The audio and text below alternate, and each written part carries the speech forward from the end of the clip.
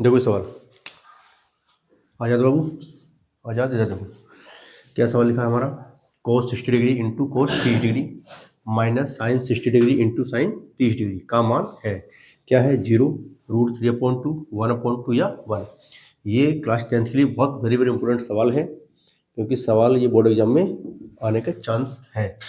देखो यहाँ पर हम इसको लिखते हैं कि cos 60 डिग्री, ठीक है भैया, इंटू cos 30 डिग्री माइनस, फिर लिखेंगे हम साइन 60 डिग्री इंटू और साइन 30 डिग्री, ठीक है भैया। अब आपको ये बताना चाहिए cos 60 का मान कितना होता है,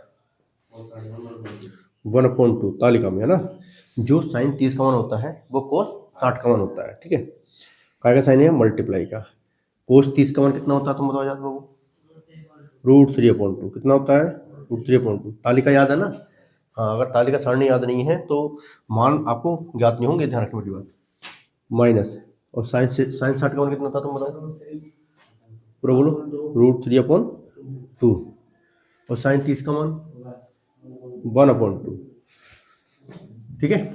हाँ सेम, देखो जो cos 60 का मान होता है वो साइन 30 का मान होता है, जो cos 30 का मान होता है वो साइन 60 का मान होता है, बस ये है।